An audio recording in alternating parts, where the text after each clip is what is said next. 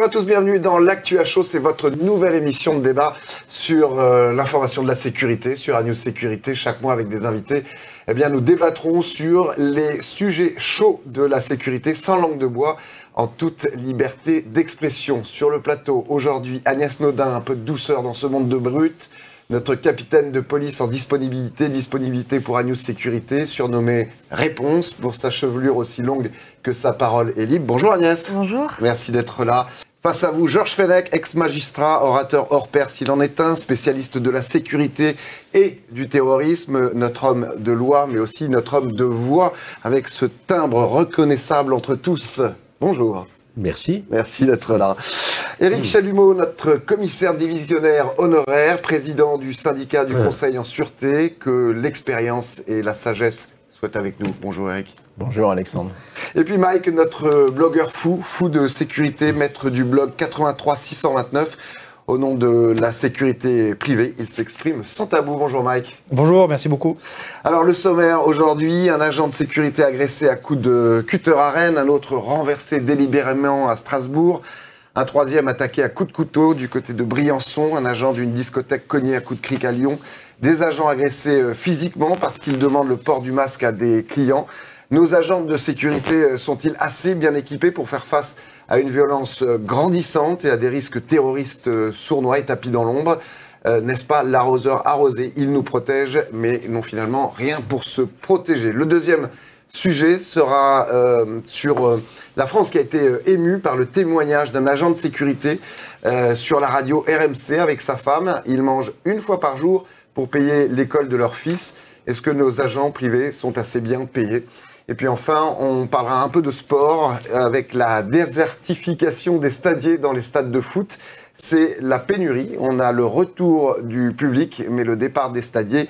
Supporters 1, sécurité 0. Allez, ouvrons le bal avec le premier sujet. Nos agents de sécurité privée sont-ils suffisamment protégés en termes d'équipement? Tous les jours, on lit, on entend que des agents de sécurité sont attaqués, sont blessés. On a vu récemment du côté de Cannes qu'un policier, lui, avait été attaqué à coups de couteau, mais heureusement, il était protégé par un gilet pare-balles. Qu'en est-il de nos agents de sécurité?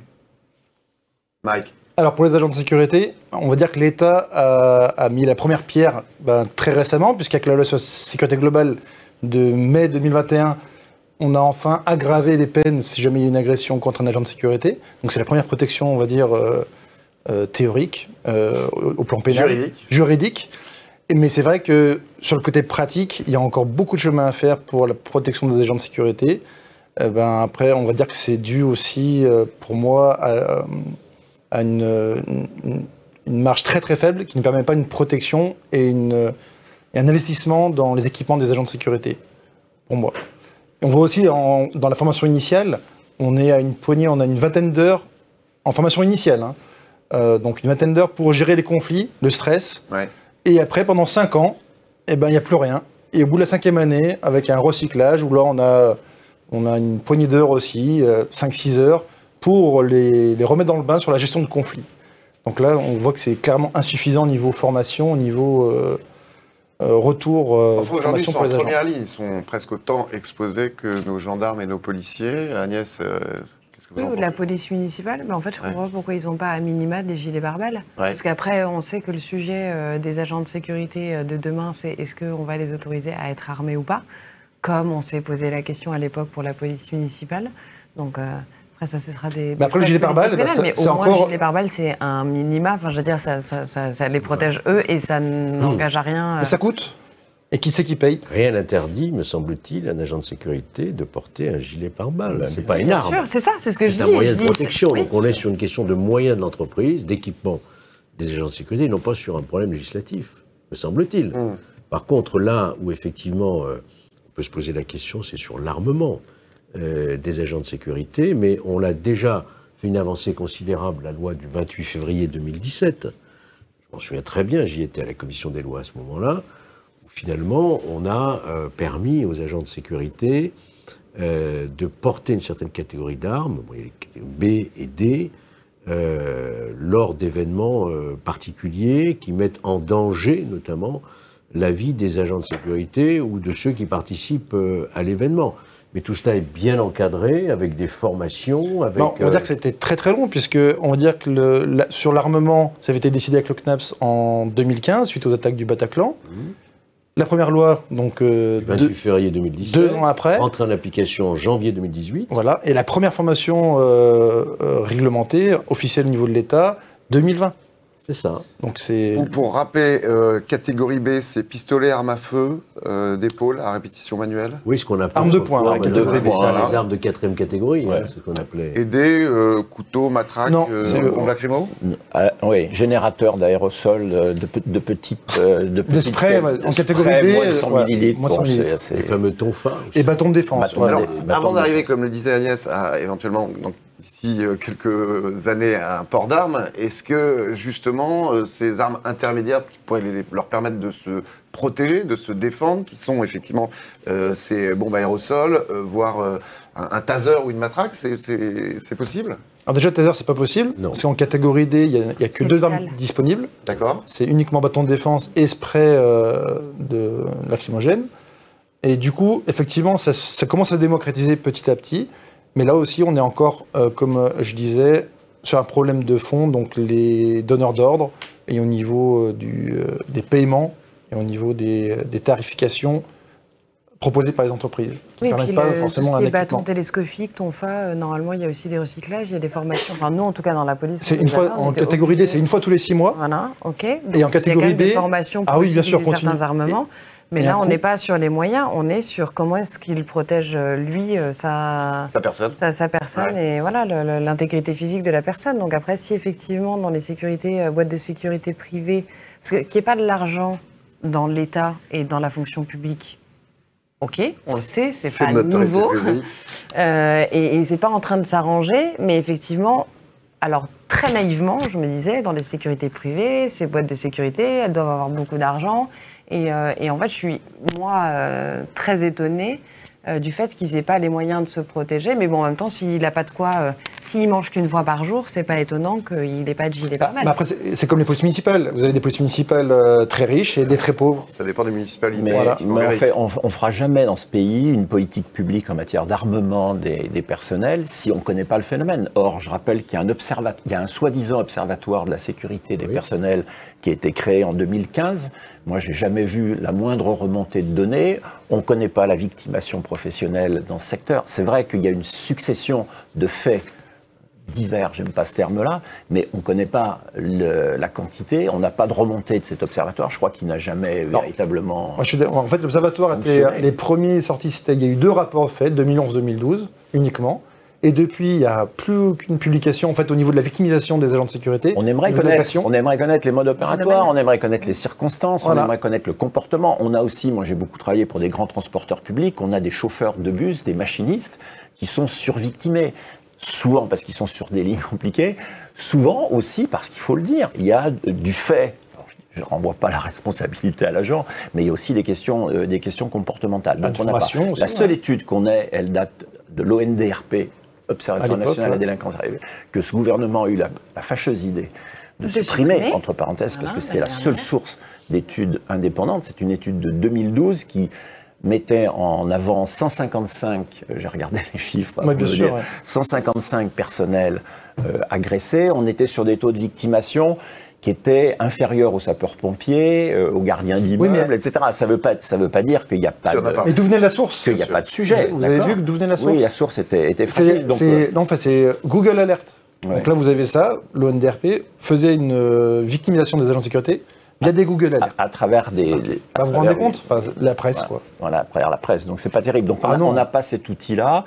Et on se rend compte que dans les moyens de protection, en effet, gilet pare-balles particulièrement possible, les dés lacrymogènes uniquement dans certaines conditions. Hein, c'est pas, alors pour la D, justement... Elles ne sont pas généralisées. On ne va pas rentrer dans un débat trop technique. Moi, je voulais simplement dire qu'il y a un outil qui est formidable, qui fait l'unanimité, qui a fait l'objet d'une expérimentation dans les polices municipales qui vient d'être généralisée. Ce sont les caméras individuelles. D'accord ? C'est pas une arme. mais c'est un outil. Caméra piéton. Oui, caméra individuelle, piéton, mais le terme légal, c'est caméra individuelle. Et là, tout récemment, le législateur les a autorisés pour des agents des transports publics. Je ne parle pas ni de la SNCF ni de la RATP, mais les agents de la RTM Marseille, ils sont assermentés, ils ont des caméras individuelles. C'est une loi de 2019, une loi d'orientation sur les transports. Donc je pense qu'on pourrait aller avancer de manière empirique le gilet, les caméras individuelles. On aurait quand même des outils de régulation, de prévention intéressants. Georges, il y a des moyens dans les sociétés de sécurité, justement, pour pouvoir fournir ce type d'équipement? Caméra individuelle, il faut une loi. Hein. Oui, il faut une loi. Je ne sais pas s'il y a des moyens. Ce que je sais, c'est que les entreprises de sécurité, contrairement à l'idée reçue, ont des marges bénéficiaires très étroites et qu'ils ont aussi des problèmes économiques. Ça, c'est évident. Moi, ce que je voudrais quand même rappeler dans ce débat, ne pas perdre de vue qu'il y a une différence essentielle entre, je dirais, la force publique et la force privée. La différence essentielle, c'est que la force publique est la seule détentrice de l'usage de la force strictement nécessaire. On parle de violence légitime, ce que n'a pas l'agent de sécurité. Il n'a pas du tout ce même statut. Donc l'agent de sécurité, qu'il soit protégé ou insuffisamment protégé, ne peut réagir que comme n'importe quel citoyen. Il n'a pas plus de pouvoir qu'un citoyen ordinaire, hein, c'est-à-dire la légitime défense.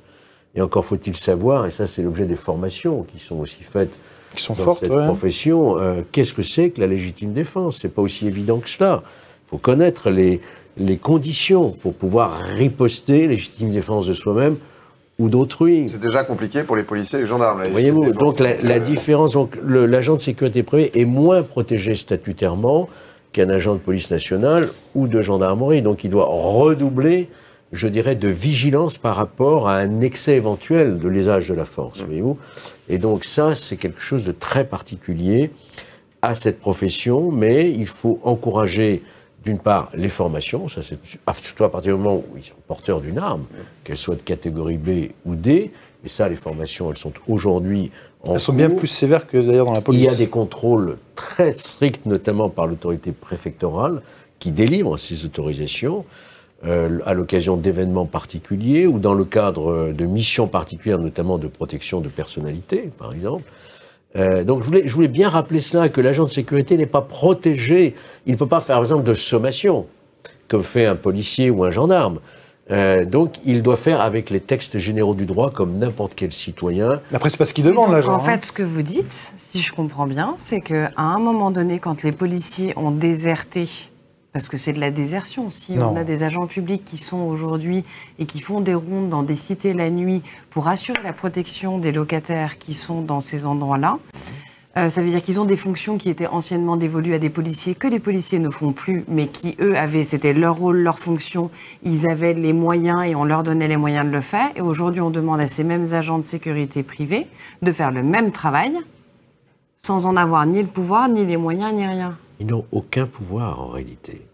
Ils n'ont aucun pouvoir. Donc c'est un problème. Le pouvoir du citoyen lambda, le droit d'appréhender, du code de procédure pénale, le droit d'entraver. Comme n'importe quel citoyen qui constate un flagrant délit ou un crime flagrant, voilà, c'est déjà bien, peut user de la force, voilà, tout à fait, strictement nécessaire, en attendant l'arrivée de l'officier de police judiciaire.